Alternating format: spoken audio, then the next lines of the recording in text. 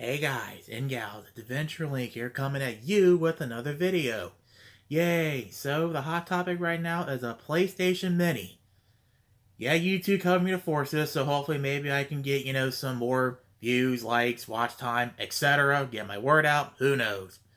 So let's start with the obvious stuff we all know about the PlayStation Mini. It's gonna have 20 games, 5 of which we know, Wild Arms, whatever that is, Jumpin' Flash, Ridge Racer Type 4, Tekken 3, and Final Fantasy 7. It's available for pre-order right now for a price of $99.99 on Amazon.com and Sony too. Links will be in the video description. And there are also going to be 2 controllers. They're both going to be the regular original PlayStation controllers without the little DualShocks, let alone vibrators in them.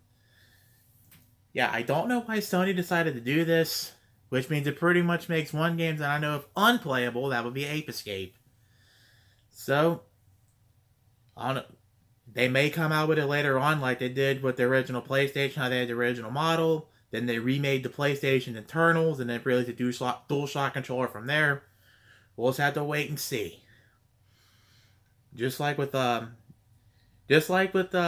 Nintendo stuff, PlayStation decided to go with the classic or Mini as well. We had the SNES Mini, NES Mini, now the Neo Geo Mini, Sega Mega Drive / Genesis Mini, which should be out in 2019. Hopefully it's not at games.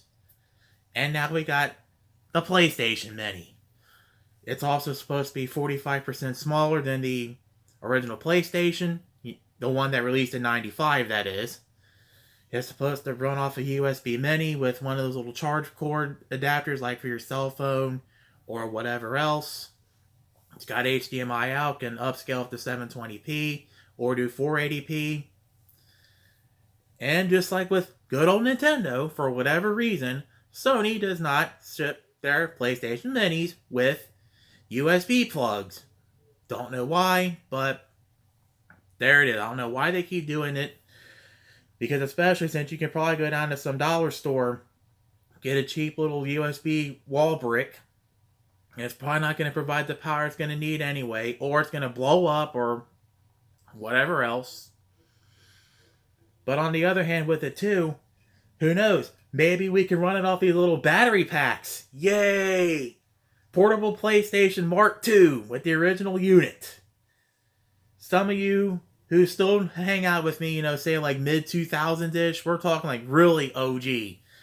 I took a mini PlayStation, the little PS1, the slim down version, had a little barrel jack on the back, hooked it up to a battery, got like 3 hours out of a battery with one of those RC car batteries from Radio Shack. Yeah, that thing.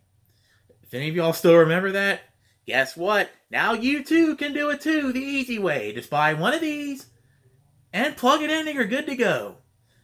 And of course, some guy named Kevin, something or other on YouTube, figured out something about a little HDMI screen that's about the size of a Note 8 or thereabouts. Also powered by USB. I'll put his video up in the card somewhere because I forgot exactly what his video was called, but it will be up here in the cards and in the description. So yeah, portable PlayStation plus this little screen and a battery.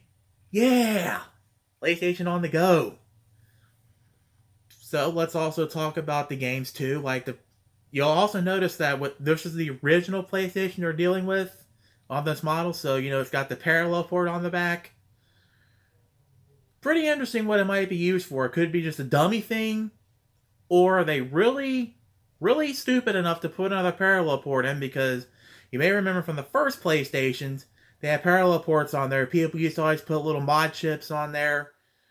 You plug it into the parallel port, then you can play like Game Boy games, put in Game Shark codes, bypass the console's lock, blah, blah, blah, blah, blah. Sony caught on to it, and then right around the time they released the DualShock controllers, they redesigned the PlayStation's hardware to take out the parallel port.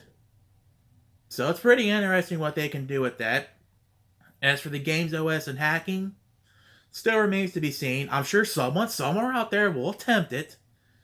But in my experience or opinion with PlayStations, you may remember since the first PSP days, an emulator called Pops. I forget what it stands for exactly, but it's been baked into the PSP firmware since I believe version 3.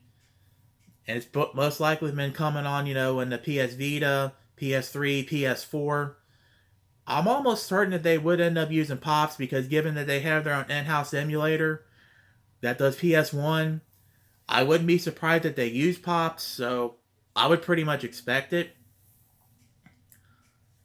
The hardware, I've been told it may be the same as like on the NES or SNES Classic.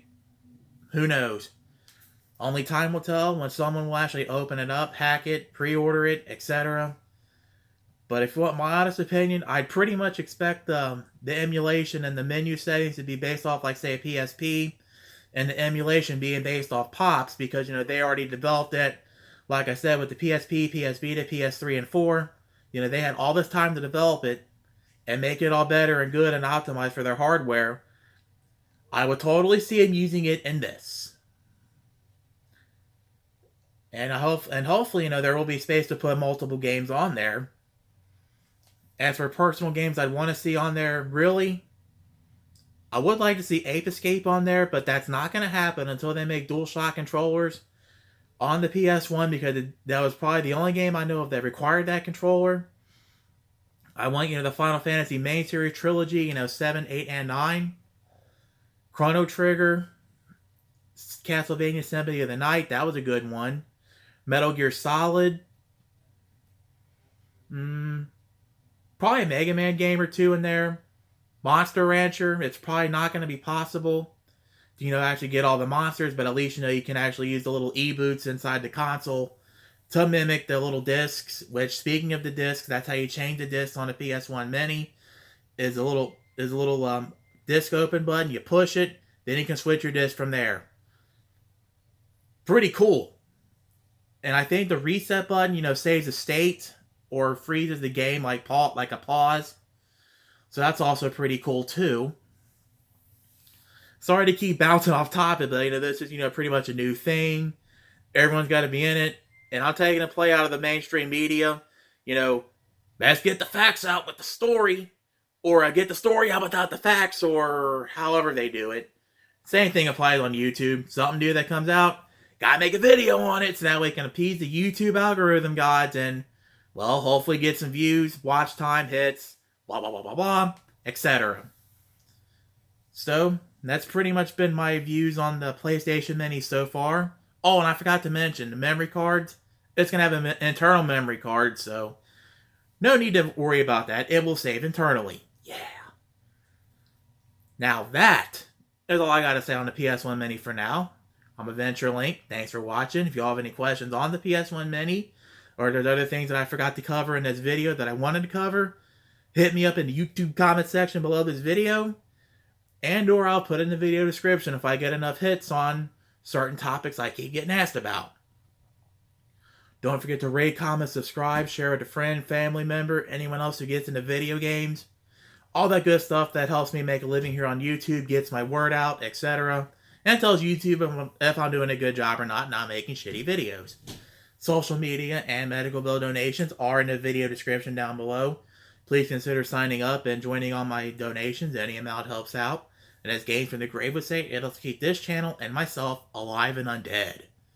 And we're going to sign off with the wise words of wisdom from Eric the Car Guy, reminding you to be safe, have fun, and stay dirty.